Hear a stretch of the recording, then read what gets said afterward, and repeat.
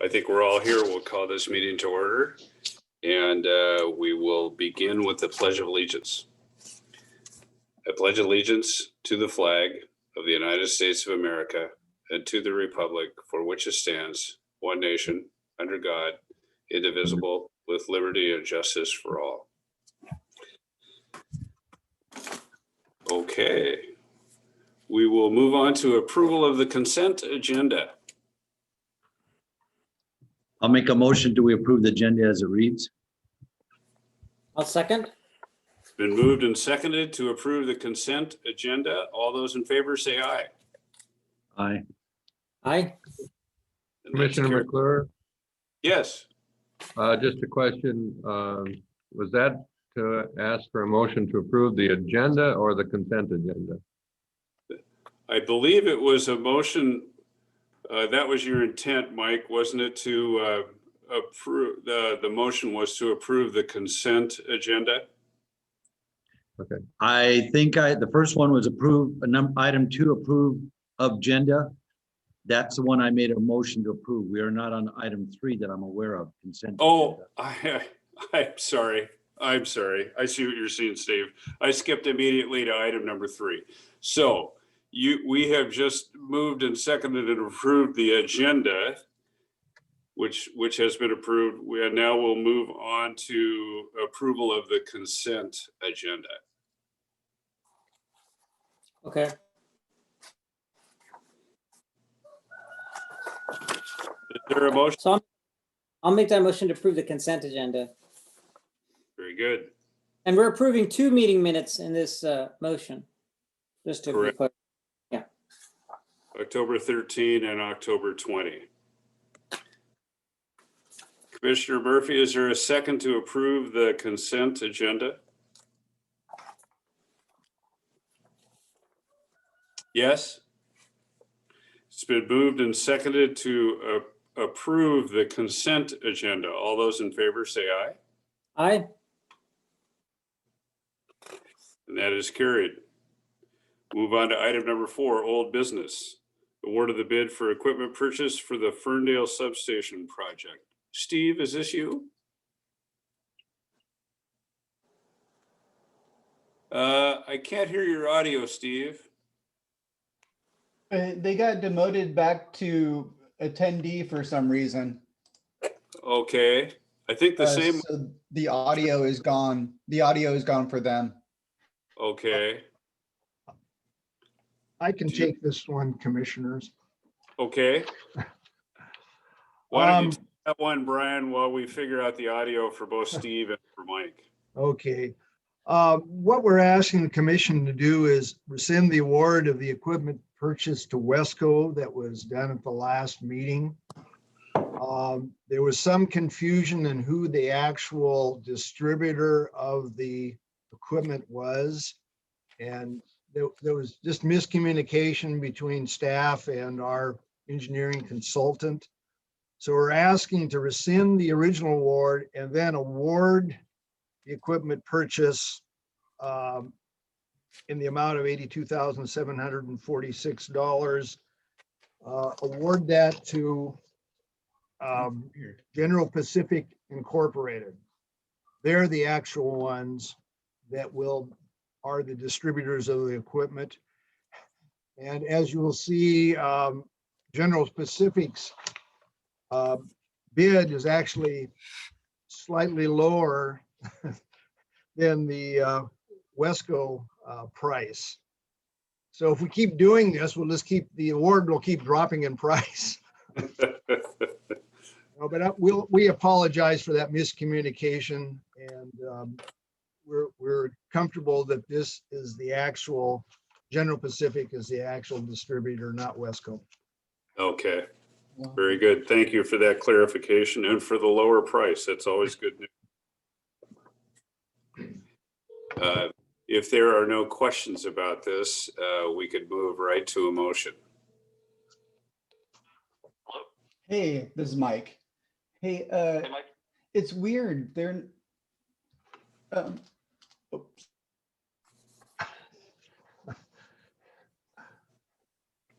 Mike, do we need a few minutes to figure out the audio?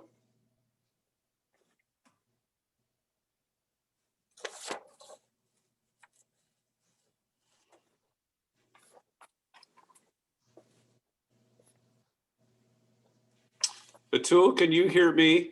I can hear you fine. Mike, can you hear me?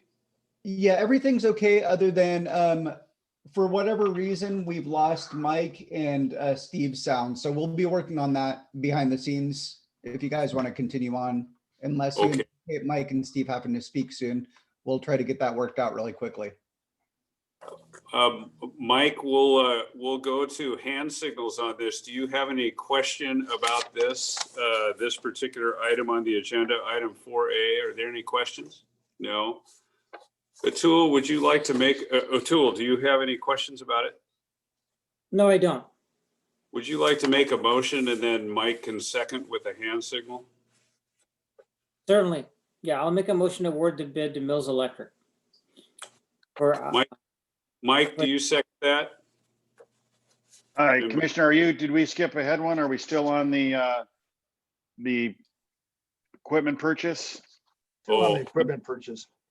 I'm sorry. We skipped one. We're still on 4A. We're still on 4A. Atul, if I could maybe have you revise your sorry. motion to rescind the award of the equipment purchase. Yes, I'll revise my motion. The motion is to award the equipment purchase on item 4A. Mike, do you second that? It's been moved and seconded to rescind the award of the equipment purchase to Wesco Distribution and to award it to General Pacific. All those in favor say aye. Aye. And that is carried. We will now move on to item number 5A, I believe, which is the award of the bid to Mills Electric. Do we have Steve and Mike's audio yet? Or no, not yet. It doesn't sound like it. Brian, are you able to take this one? Brian, you're muted. Brian, you're muted. You're muted.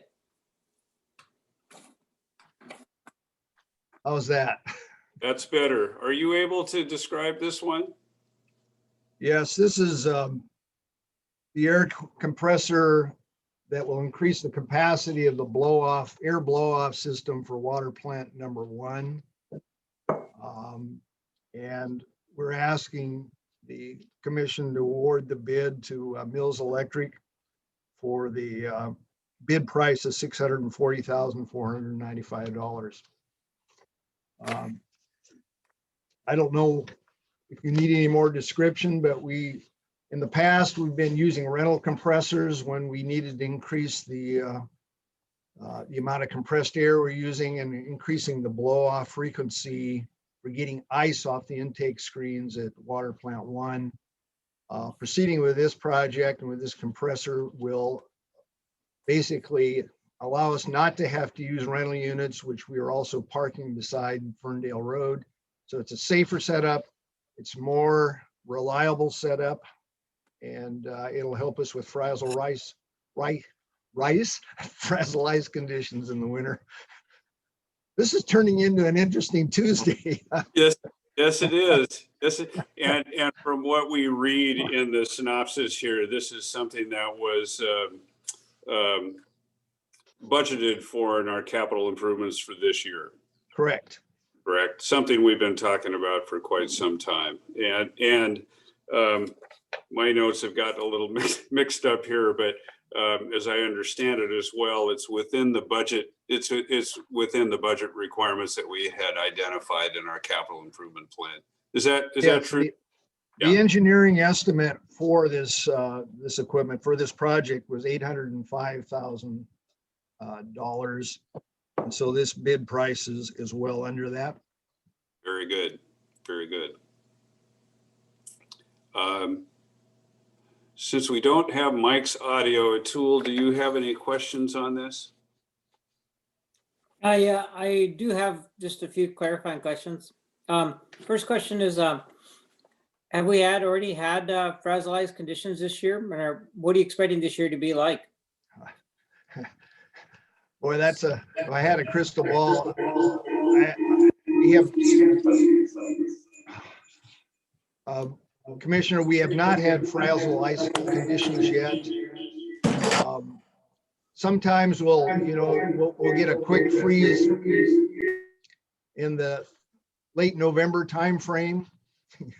But this year, I don't know. It's year to year. It's anybody's guess. The frazzle ice conditions take just basically a scenario in which we've had extremely cold weather for several days, and then we get that northeast wind out of Canada that super cools the surface of the river. So we always need to be prepared. We just don't know when it's going to hit. Yeah, I was just curious. Yeah. I know because I heard it's a year where we're supposed to expect a lot of northeasters. That's why I was asking the question. Yeah. Could very well happen. Might have multiple events. And this is, I mean, it's important for me to remember and recognize that this is one of our most important pieces of equipment. You know, like if stuff happens, situations that. So, what is the lifetime of these compressors? I don't have that specs information before me, but I would guess 15, 20 years. Yeah. Okay. Can you hear, It's from an operational standpoint, it's interesting what the water operators have to deal with is that it's really the extremes where we really have to scramble and be prepared for. Mhm. And these extremes don't always occur. So it's frazzle ice and then it's high turbidity in the river. Yeah, but in that situation, you don't have to go out and rent a piece of equipment. Yes. Yeah, you want it That's to be correct. And we right. actually, the last frazzle ice condition we had last year, we were having difficulty with the engines for the compressors that they were freezing up because they're exposed to the same wind as, the plant. And we can continue having to add additive to keep the fuel from freezing up. Mm-hmm. So if it's inside, and yeah, it'll be much easier to, yeah. Much easier. much easier and much safer for our operators. Right. So yeah, well, that's a really important concern too. Right. Yeah. Mike, Brian, I thought we addressed the purchase of a compressor a few years ago for this. We were renting, and I thought it was brought before the commissioners a couple of years ago that we should purchase, and I thought we did. Is that No. not true? No. That is not, no, we didn't. We were evaluating, and what kind of pushed us over the edge was this situation where it was getting harder to get the compressors of the size we needed from the rental company. And then we were running into this situation where we're having a hard time keeping the engine for the compressor running in those extremely cold freezing conditions. Yes, I remember some of the discussion. I just thought we had made a decision, but okay, thank you. If And there- I think Brian touched on it, but I mean, there are really a couple of things in regard to this is that, number one, I think it does provide a much safer situation for our operators during those extreme conditions. But keep in mind, what it really does is provide stability and consistency in the operation of that water treatment plant to provide water to our customers out at Cherry Point. yeah, very good. If there are no further questions, I'll entertain a motion on this item. I'll make a motion to award the bid to Mills Electric for the air compressor needed at Plant 1. I'll second that motion. Been moved and seconded to approve the purchase of an air compressor for Plant 1. All those in favor say aye, Aye. Aye. and that is carried. Thank you. We'll move on then to item 5B, which will be the long-awaited presentation of the draft 2021 budget. Good morning, everyone. Hopefully our audio and our visuals will all work on this. I am going to start sharing my screen so we can look at our PowerPoint. All right. Is that coming up? It is. Oh, good. Okay. So as we typically do about this time of year, we're going to go through the budget. And basically what we do, as you know, is we go over the building blocks of the budget at first and kind of get your feedback.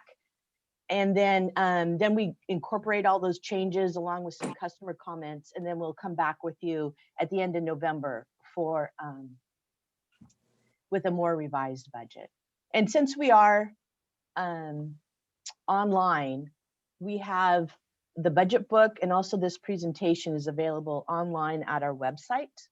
So if you go to the PUD Whatcom website, under the commission tab, there's a financial document link, and then towards the bottom of it will be the budget documents that you can download.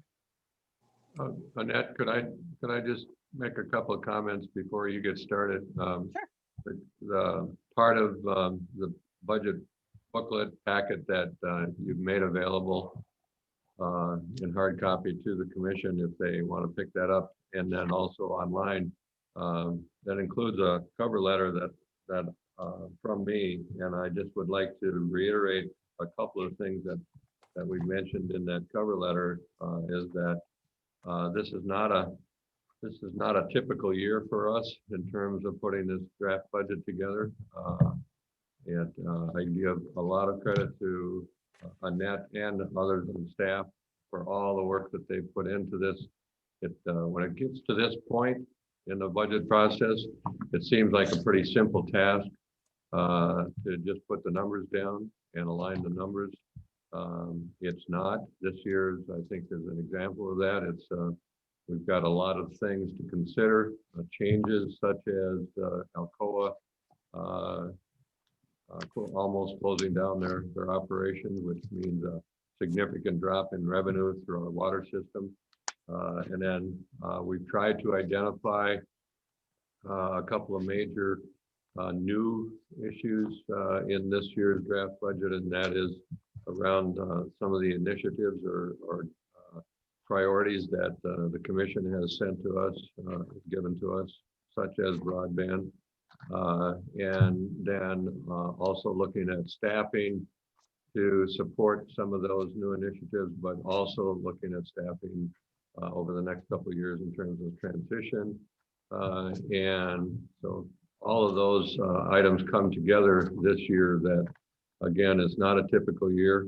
And so what we'd like to do today is have Annette, develop or present this overall looks at the budget as it is right now. But then in the next few weeks here, we will have, our customary meetings with our two groups of customers, Cherry Point customers and then Grandview customers. And then later in November, we will bring this back to you and have a public hearing. And at that time also, we'd certainly invite your individual questions, even calls to Annette and I to talk about the things that you see in the budget today, the draft budget today, but that you have concerns about, whether they should be addressed, haven't been addressed. And then so that after the November 27th public hearing, you'll have an opportunity to, again, have a discussion about the details in the budget. So today we don't expect have a lot of discussion of the details, but hoping today and then you're looking at the actual document that on the details, that it'll raise questions, give us an opportunity to discuss things before we come back to you in November. So again, I just a big thank you to Annette and others on staff for getting the budget to this point. So. All right. Thank you, Steve. All right, we're going to dive into one of the bigger segments of our budget, is the operating budget. And for this presentation, as we've done in the past, I'm going to do kind of a high level look, see, talk about what's out of the ordinary or what has changed from what we've experienced in the past. And on this operating budget, kind of done two different highlights. And so the yellow ones we're going to go down through and discuss. And the orange ones I go into a little bit more detail on the next slide. So starting on this. So as you all know, we are dealing with a pandemic and a virus, which has kind of upended all of our lives. The district has been very fortunate in that we haven't seen a huge revenue decrease. I'm not including the Alcoa shutdown under the COVID category. We have not seen a huge expense increase. The biggest expense we've really identified is more IT and getting all of us up and going and working from home, which the IT department has done a fantastic job with. But what we have seen is we've seen kind of a down in all our projects and on our O&M. There hasn't been the activity that we would normally see during a normal year. In the middle or towards the end of March, we went to a skeletal staff. And so a lot of that O&M did not get done, is not being done at the plants. They're definitely keeping them running, but the projects that could be put off for quite a while were put off. And so what we're doing is we're seeing that in the normal O&M. So across the board, right now, the budget is for O&M at $450,000 for the 2021. 2020 though is projected at 286. So as you can see, that is quite of a jump. But that 450 is more the standard level that we have had in the past. Also, we're including in the O&M expense upkeep and maintenance on this fiber that we've started to string the internal fiber between the different facilities that we have.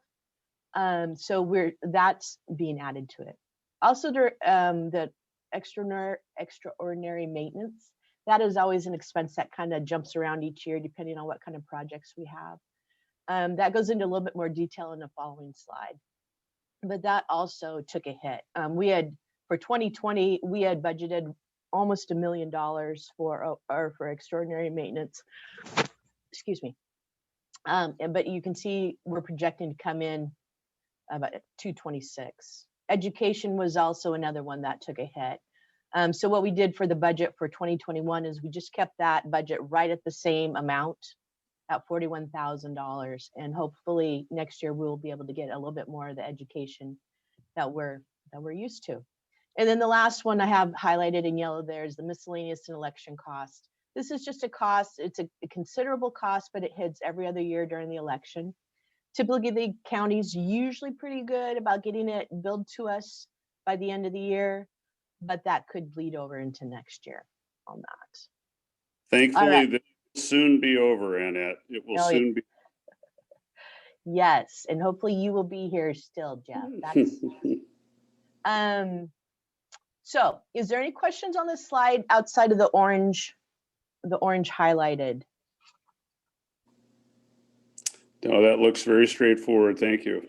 All right. So here's the orange highlighted a little bit more in detail. And if we start at the upper left, the outside services really jumped this year. And there's two, the accounting and the legal are the accounting and the engineering are what really jumped this year. In the accounting, at the end of 2021, we're expecting our audit. And so we're budgeting that. And we're also included money for a study from a rating agency consultant. And what we're going to be looking at, we're not decided on that, but we want to kind of fill out is combining our two water utilities. Now that we have the Vista Line Road interconnection, we're kind of wondering if that would be a little bit more efficient. Anyway, we're investigating that. And then the engineering is what really jumped. This year, actually just recently, we received a report from MSA, and they went through and looked at our water systems and gave us a list of capital projects that they are recommending that we do to ensure the reliability of our system. one of the pieces in there is they recommended that it be done immediately, was about $125,000 for a hydraulic analysis in our distribution system. And so that's increased the engineering costs there. Also, the city of Ferndale and the Corps of Engineers are doing levee work right outside of our plant 1. And so we wanted to put money in our engineering so that we could have engineers on our side looking at the changes in the plans to see what kind of impact that's going to be on our plant 1 water treatment. So on the outside services, those are the two big jumps. If we go straight down to business development, these are a lot of the projects that as a commission you have discussed that you want to focus on and want to make a priority. And so we've called those out and listed them there. And then if we want to jump up to the business services, these are projects that we're going to be receiving grants from. And then the grant that we're hoping to get is referenced there. So about $400,000 in grants for those different projects. And then Just a down. note on, Annette, could I just, a note on both the business development and the business services. Business services, you're right on. All of those are grant that we either have already taken on or will take on or could take on. The mitigation supply grant is the California Creek grant, and we have yet to come to you with a recommendation to sign that contract with Department of Ecology. But the other two, the education outreach and the water supply plan, those are the Puget Sound Partnership grants that we are administrating for the Watershed Management Board. And then down in business development, the community communication, that's much larger than it was in 2020. And that includes a couple of items. One is some budget for our logo, branding, communication, website, upgrade, and then also that's where we have budgeted at this point that contribution or sponsorship for the should not say contribution, but a sponsorship for the Northwest Washington Fair exhibit that you had a presentation on a few weeks ago. And then down in water supply management and then adjudication, we've highlighted in line item just a budget for the adjudication process if that occurs. And then water supply management is ongoing work that we would be doing around water rights. So if, depending on where the adjudication process and all of that ends up going in 2021, both of those, the water supply management dollar amount and the adjudication dollar amount, could be, and it's fairly flexible as to how we would use those dollars, but we're trying to provide options for expenditures to go either way, depending on where the adjudication process goes. I just wanted to highlight those. Steve, the budget for adjudication is a little hard to pin down right now, as you pointed out. This probably would be adequate in these preparatory years if adjudication goes forward, but I would anticipate in year 3 or 4 that could be considerably more, depending on the trajectory that whole initiative takes, right? I certainly don't have a dollar amount that I could commit to, but I would expect that if adjudication process moves forward, yes, by the end of year 2, I would expect that 100,000 to at least double, possibly triple. Yeah. So, on that item, speaking for myself, I really believe that regardless of what the Department of Ecology does, when I think of this line item, I'm thinking about outside expertise, outside purchase services with an expertise with legal issues around water rights, correct? I would say not only legal, but also potentially fishery and very specific tribal, experience dealing with tribes. So Yeah, it's I would not, advocate for, as one commissioner, I would advocate for spending money in this category, irregardless of what ecology does, because, and the reason I'm saying that is because increasing our involvement with the whether ecology proceeds with the decision to do adjudication or not is going to require us better addressing the tensions that led to the adjudication requests in the first place. So like whether there's an adjudication or not, I think we need to be, and maybe we should relabel this budget item as something that's more appropriate that would apply in either case. But the work that I would imagine happening in this category, including if that means support of the 5 elements, regardless of whose proposal we're working with, should continue next year and expand. and I don't disagree with you at all, Commissioner, and that's why we're trying to put a certain dollar amount. If you include water supply management, 50,000, and the adjudication, 100,000.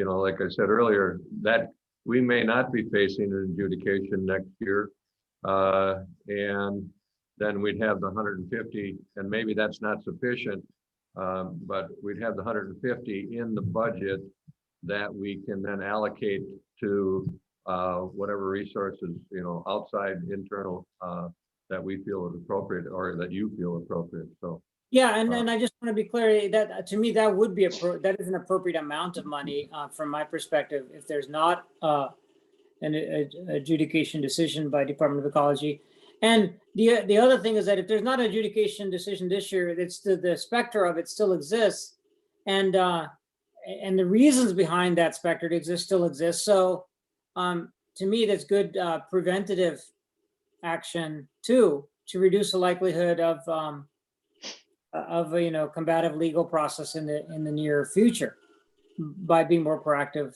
now. And I would just say if we go into an adjudication or not, if you're looking to develop this information, the timing of such will need a lot of the technical work will have to be done a year or two, possibly in advance of some initial claim presentations in an adjudication. So it's not something that, oh, we have a hearing in September, let's start working and it's May. We'll want to have done a lot of that work in advance. well, I think that Commissioner Nishmani and John, just his comments now, really this is how I'm trying to address this, that issue of we need to be very clear. The commission, legal counsel, myself, we all need to be very clear as to what we see as management of our water rights, to put it in a better way, and Yes. our work within the community, whether it's with the Watershed Management Board or Department of Ecology, whatever it is. I think we need to, going forward, we need to have a water supply management team that we have in place that we can then utilize, internal and external, with a budget to look down the road 1 year, 5 years, 10 years. That is just basically a separate component of what we do. So. Thank you so much for putting it that way, Steve. I couldn't agree with you more. It's that for me, it relates to the principle that if you, government, it's our job to provide some service and support to the community, but we can't do that if we don't have our house in order. Yeah. And yeah, so thanks for explaining it that way. I wholeheartedly agree with what you said. Commissioner Murphy has his hand up here. Steve, this will be for you, or you copy? You hear me? I do, yeah. Okay. Under the adjudication, I think that's a little low dollar wise. I think it should be around 250,000. Not just to deal with such things as any court battles or anything, but I think there's a lot of preparation work that needs to be done that falls under that title that I could see us going through 100,000 very quickly. And I just think there needs to be more money in there for us to talk about things and talk with others in the county too, under adjudication. So not talking about going to court or anything or legal battles. I'm talking about just preparation, understanding more. There's a lot of questions I have regarding from the information I'm receiving that I think we need to hire people underneath this title to probably give us information without going any farther than that. Well, what we certainly can do, Commissioner, is between now and November 27th, which is the next, the budget hearing and your next group discussion on the budget. We can certainly take a look at that. We'll have in the next few weeks, we'll know more about where all of that is going in terms of adjudication and what other stakeholders in the community, are starting to formulate, the direction going into 2021. And we'd certainly take a look at increasing those two, the 50,000 and the 100,000. So. The other question I had under business development is I don't see anything regarding broadband, and I would think that would fall under business development. We'll talk about that later. We do have in the detailed budget, draft budget, we have a couple of areas where there's support for moving ahead with broadband. One is a staff position, and also in an allocation out of the Alcoa Reserve Fund that we've maintained a certain dollar amount for. It gives us some flexibility on how to utilize it, but we've got some dollars set aside in that fund. So, thank you.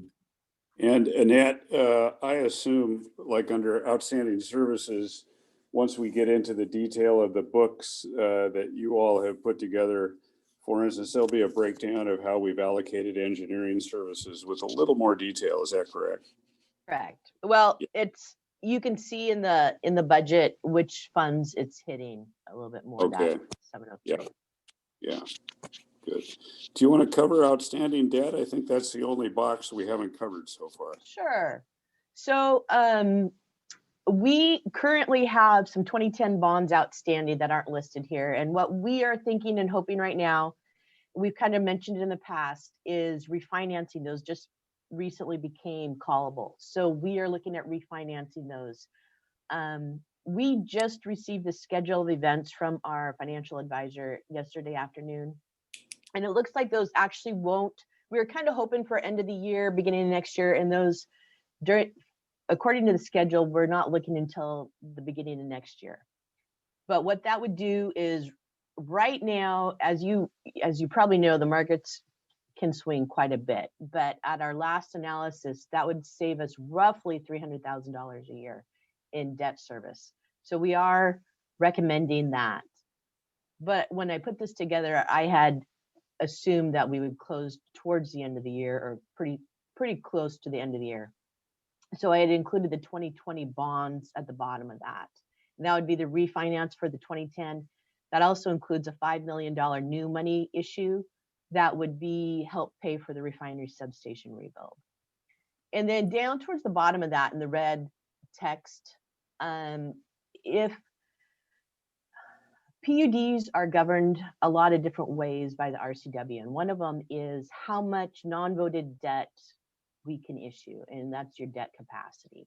And per the RCW, we are limited because we are a county-wide PUD or municipality. We are limited on the assessed values for the whole county. And according to the last book that was issued by the Whatcom County Assessor, and that level is at 0.75% of the assessed value. our debt capacity is 266 million. And as you can see, we're only using roughly 10% of that. So we have a lot of debt capacity legally. Financially, we could not support right now, obviously, 266 million in debt. But I wanted to check on, or just let you know that's where we are on that. And So you're- that would, Report that to us. Is that basically what you're saying? You're required to report that. Well, we have to required to report no to you. I mean, that's part of the bond issue. That's always part of the analysis that we do in the official statement. I do know in the past when we've talked about bonds that has been a question by some of the public. Okay. So I just wanted to put it out there to get ahead of that. and the only way we could support that amount of debt is if we were to broach new territory and go into taxation, correct? Well, hopefully we won't get anywhere near that without totally expanding our business. Yes, we would have to have more revenue, whether that be taxation, whether that be expanding our revenues in whatever capacity we could. But yeah, that'd be a lot of debt service. Yeah. Yeah, there's two things about the non-voted debt, and that is that, yes, you don't have to ask the voters, the taxpayers, to allow you to issue that debt, but there's a little thing called paying it back. And so, yes, I mean, that's the bottom line. You have to expand your revenue base somehow if you don't tax. The other thing that I would mention, and I think Annette pretty much covered it, but on the refinancing, that's a potential savings, or I should say a potential reduction in our debt payment for those bonds over the next 10 years of 300,000 plus. But as we move ahead with the budget and we get to the point of looking at our rate increase or stabilization of our rates, we keep in mind that the only way that we're going to be able to do some of the things that we're talking about in terms of even, the adjudication, water supply management, the broadband, some of those initiatives, we're going to eat up that $300,000 savings or reduction very quickly. And as I noted in my cover letter to you, the reduction in revenue just from Alcoa this year or in 2021 is going to be over $400,000. So, 6 months ago, I would have said, oh, we've got $300,000 plus to be able to, make some changes in other areas, but that's not the case now. So. Has that 300,000 been built into this 2021 budget? Yes. And it has. Okay.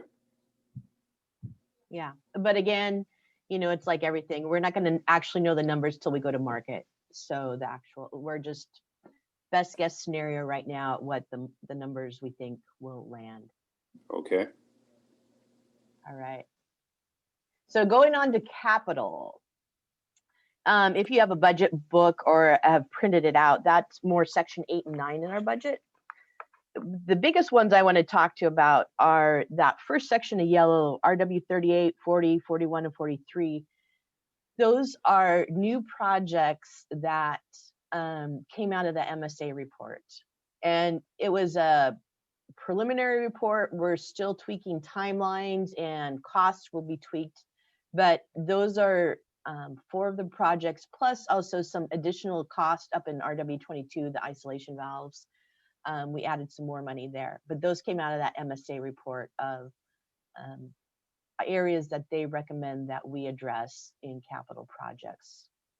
And then the second bunch of yellow highlighted is the substation rebuilds, the Ferndale and the refinery. And I just wanted to highlight those because that's what we're going to be focusing on the next 2 years and where our money is going to be spent.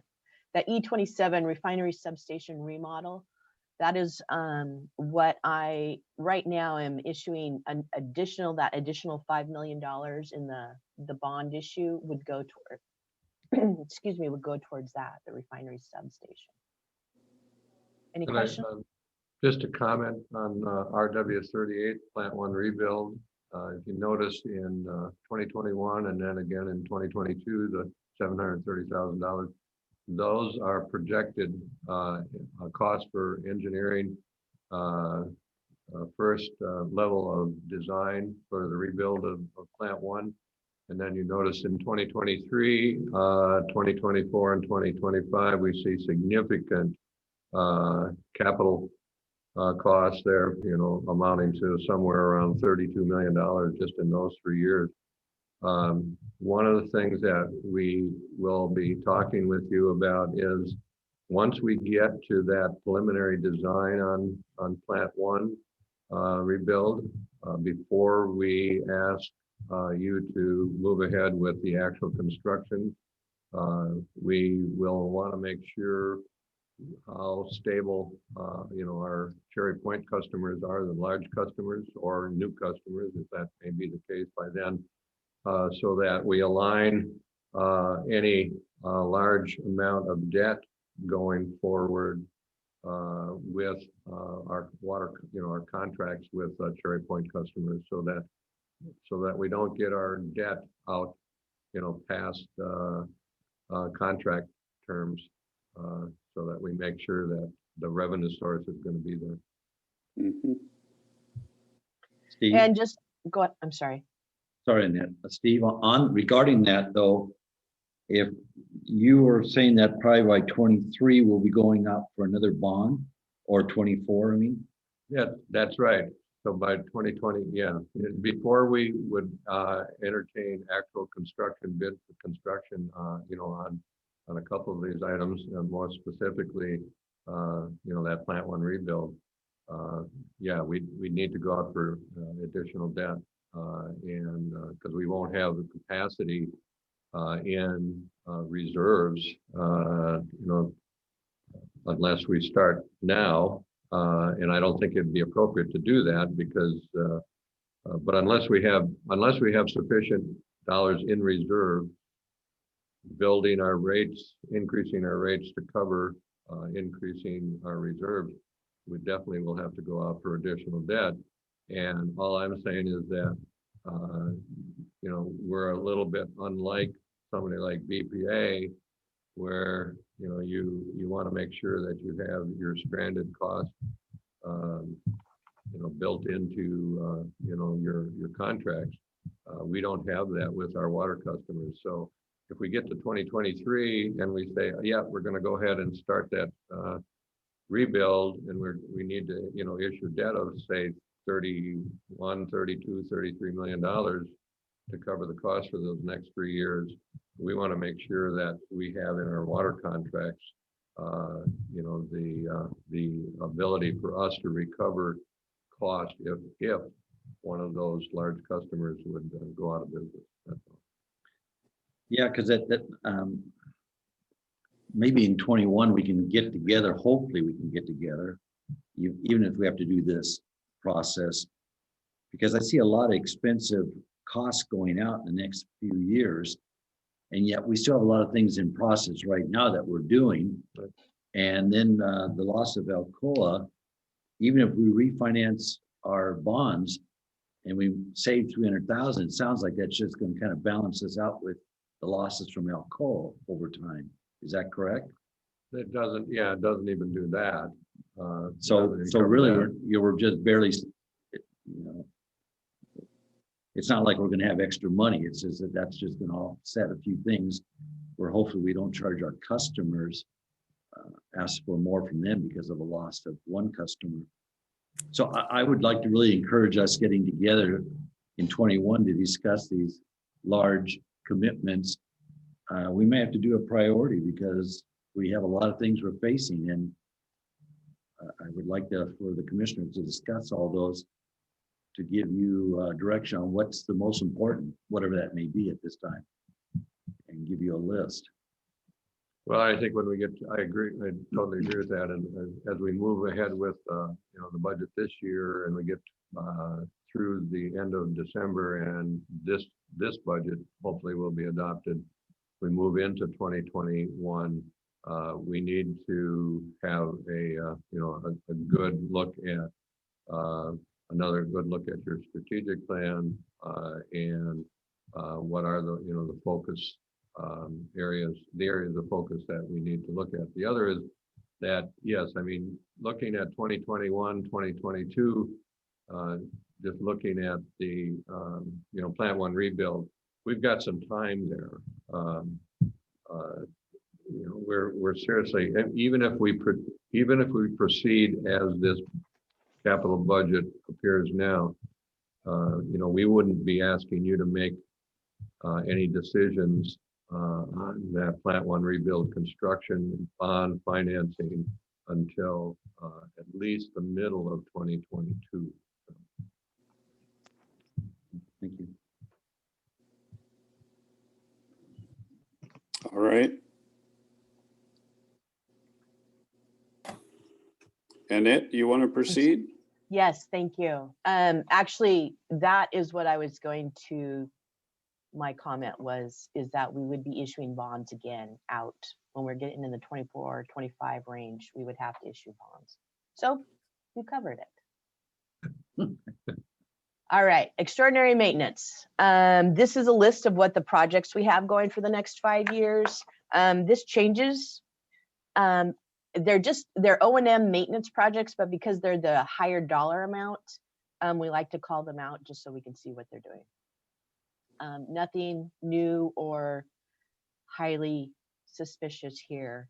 And then down in the lower left-hand corner, it's just kind of a high-level look of the extraordinary maintenance combined with the capital. And you can kind of see right now, we're going to get busy. So 2021, when we're over spending, $8 million-ish there, that's going to be a busy time. But then when we get out into 24 and 25, we're talking a lot of money and pretty busy. And then over on the right-hand side there, this is just a little miscellaneous information that I took from the WPUDA source book. And what I did is I just compared the average cost of water and the average cost of power. And this is really high level, take it with a grain of salt. We're including the big industrial non-potable systems like we are, and including that in the same pot as small residential potable systems. And then for the electric, we have PUDs in there that generate their own power. But the takeaway from this would be that overall, we're still doing really well as far as providing low cost power and water to our customers. Mm-hmm. I have some questions on this.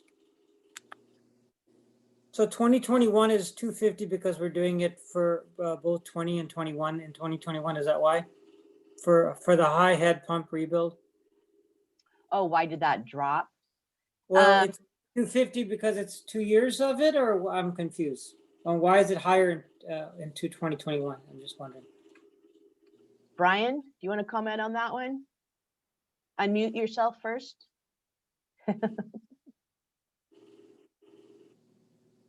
There we go.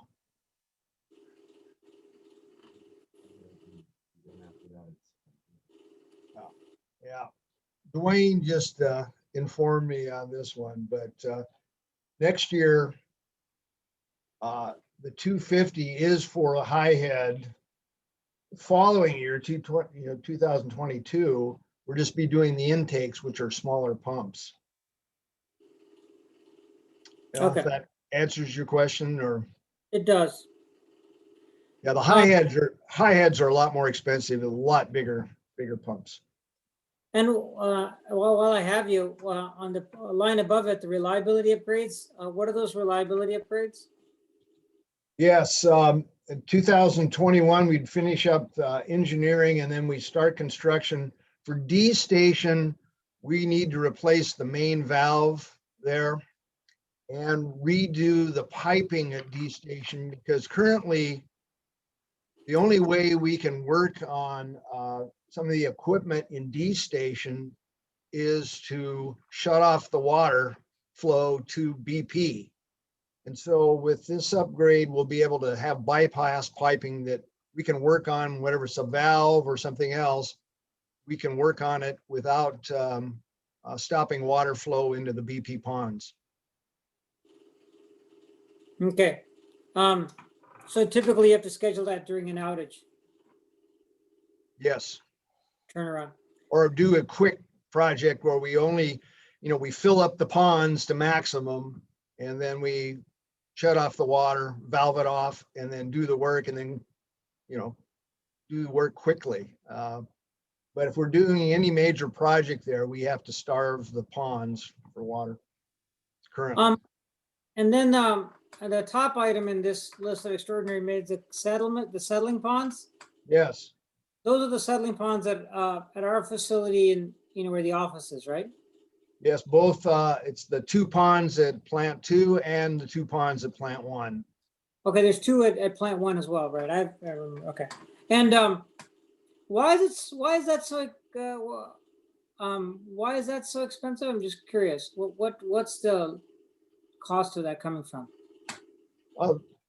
The heavy equipment required to remove that sediment, we're removing, when we do that work and we schedule it, we'll do, as we fill up a settling pond with sediment, then we'll schedule the removal. So we're constantly going plant 1, plant 2, basin 1, basin 2.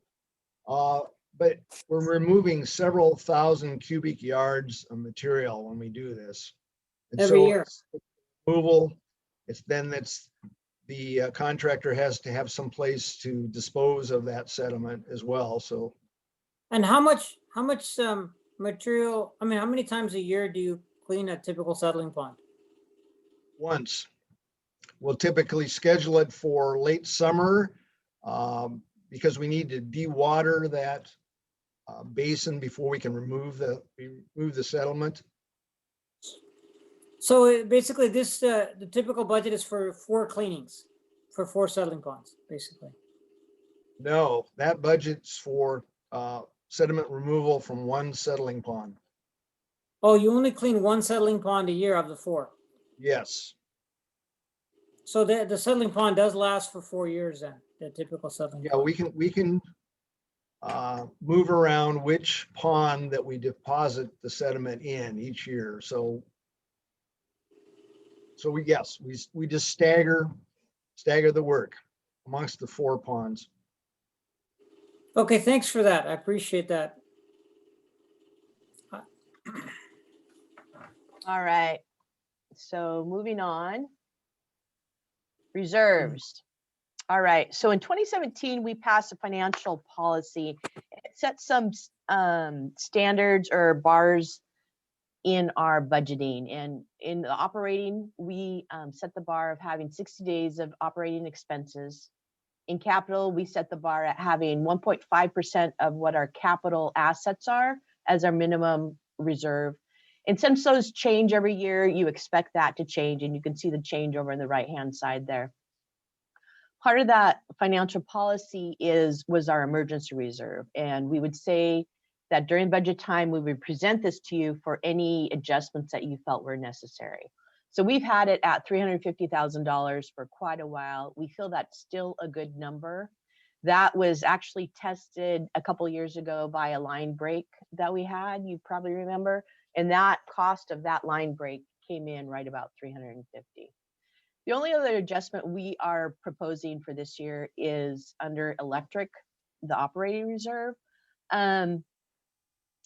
The pass-through power cost to BPA is quite a significant bill. And there was a couple times where we received the money after the bill was due. And so we feel that it's prudent to up that reserve a little bit so that we would have excess money if that happened again to cover that BPA bill. Any questions on that? Commissioner Murphy has a question. Annette? Oh, yeah.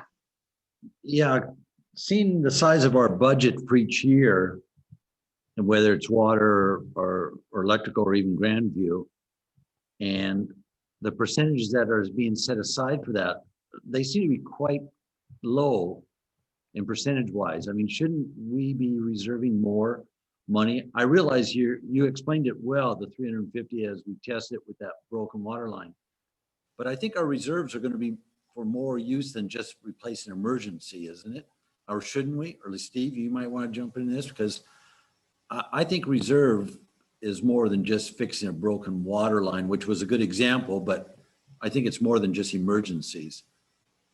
Well, keep in mind that this is like minimum level reserves. So anything that we see coming, we are budgeting for in another area. This is just for things perhaps due to a cash flow that didn't come in quite as well, or if something emergency like we did have with the line break came through, or like in capital, if for some reason the cost, which I know we occasionally hit, was quite a bit above what we had budgeted, just because of market conditions, this can help in that. So I think these are pretty standard levels, like we've talked about, but they are the backup. We're not planning on using them during, so what I always budget above so that our cash hopefully will come in above these levels. Does that make sense?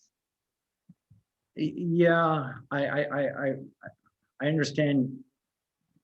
It sounds like you're still looking at it as an emergency backup, a place to find money to, but I think our reserves needs to be a lot more than just emergencies, operations, capital, dealing with anything from climate change to whatever. I have no idea what is going to be thrown at us as a county in the future.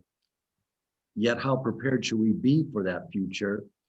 And will we need to rely on our reserves to help us to get through whatever that kind of emergency is? And I don't believe the 3 million is much of as a reserves.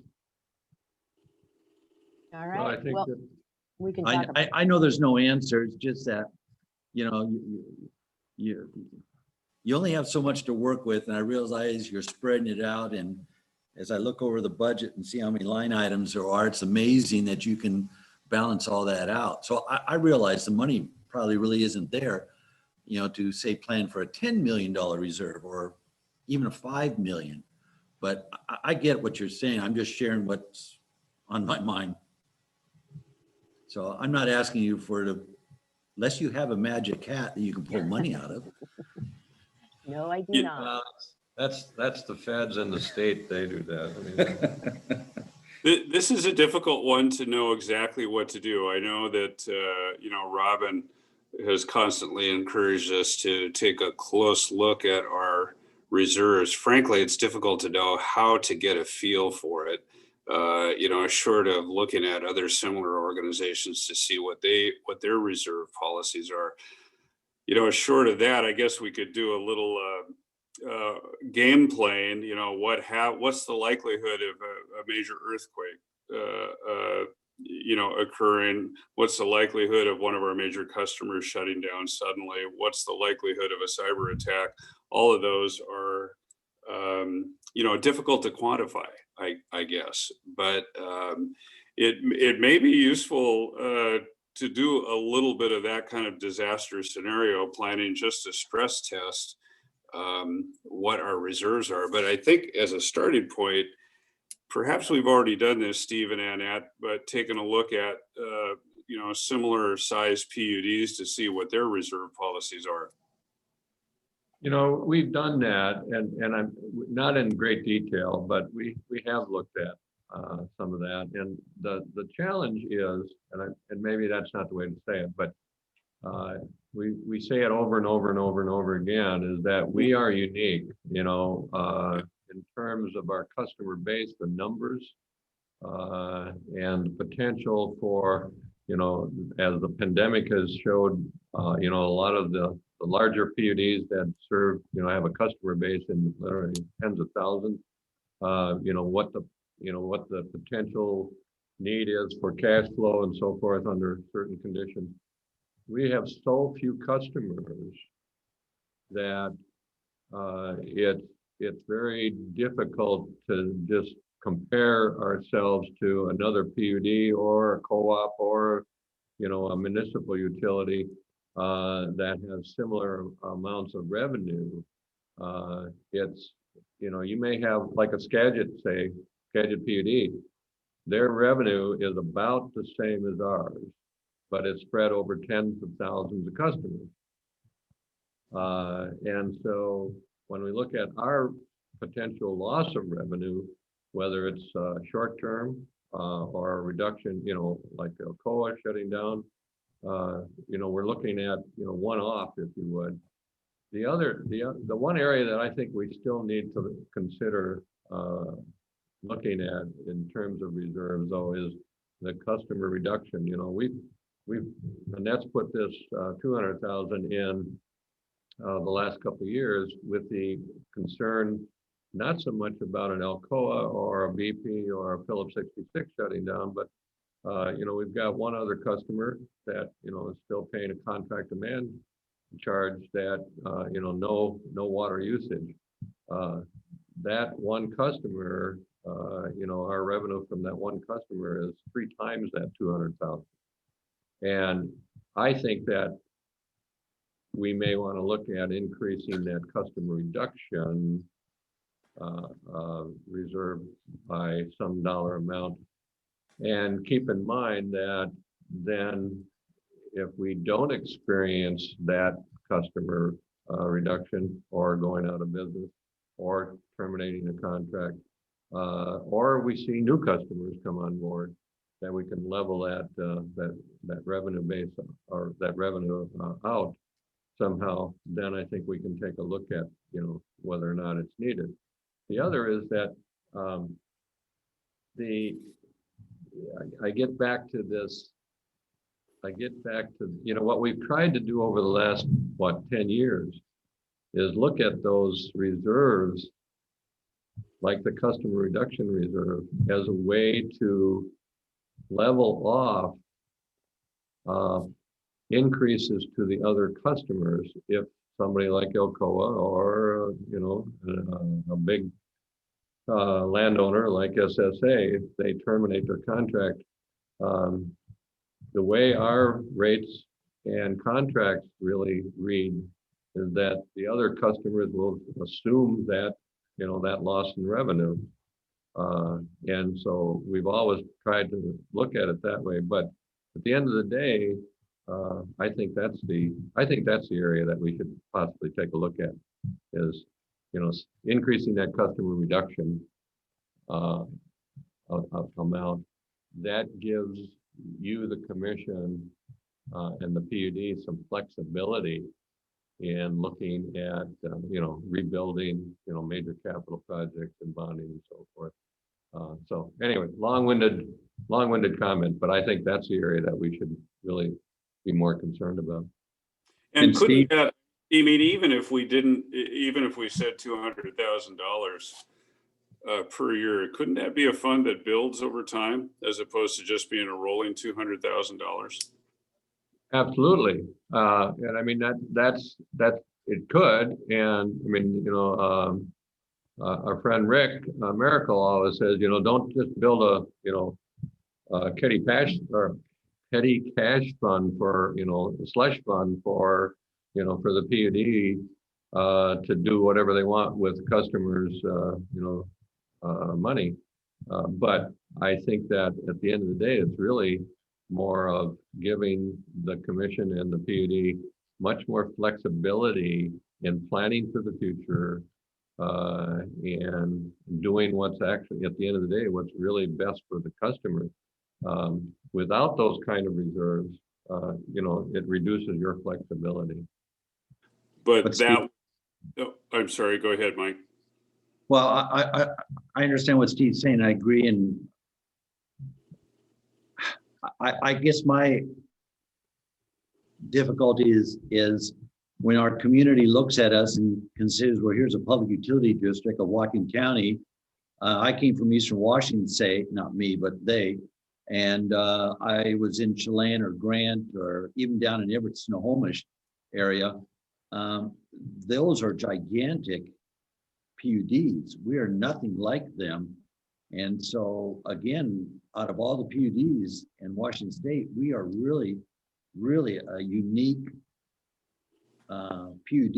And you can count our customers on one hand. And it's I don't know how, we just have to look at everything so different, but yet requests are being made upon our PUD as if we were just like any of the other PUDs. And the finances and the customers are not there to support it. So I don't know what. Go ahead. I'm just trying to say that it becomes frustrating. How do we meet the needs of our community as the size of PUD with the revenue that we have? There's just a lot of things that as Whatcom PUD, we have to be very careful and do a lot of strategic planning to meet the needs, but we're trying. I personally, as you're taking another cut at this, I think, as you pointed out, that customer reduction fund is something, maybe it doesn't get increased, but it does build over time. I don't see any near-term threats to that, but who knows in 10 years' time what that starts to look like. And hopefully within that 10 years' time, we'll be able to grow our customer base as well. So it may start to balance out. I mean, that's what you have suggested, Steve, is looking at this reserve fund in the context of near-term and long-term threats so much as they have been able to be identified, so that we're not just building up this huge fund here at the, and burdening our customers, but being, I guess, being very realistic about what the threats might be. Just a thought, commissioners, is that Annette mentioned it very early on this morning, that in 2021, we'll be looking at the opportunity to combine our water utilities. So the industrial system with Grandview becoming one utility. And that will also have us looking at, what are, a different set of rates for the non-contracted customers like BP or Phillips 66 or Chemco, I'll call them the Cherry Point customers versus a very typical municipal system like a Grandview. And what does that look like with one utility, different rates and so forth. And the other is that I think it'll give us an opportunity to look at some of the things that we're just talking about now. If we have one large utility, I shouldn't say one combined utility, how do we utilize reserves for more than just just the emergency situations or the invoice float, as Annette has brought up this morning. It might help us paint a whole different picture about why we should build reserves and how we would utilize them. And I would assume it'll really call upon us to set a policy on, why are we building that reserve, and can it be utilized every year to, we've got $700,000 in that reserve fund, we can reduce that to $400,000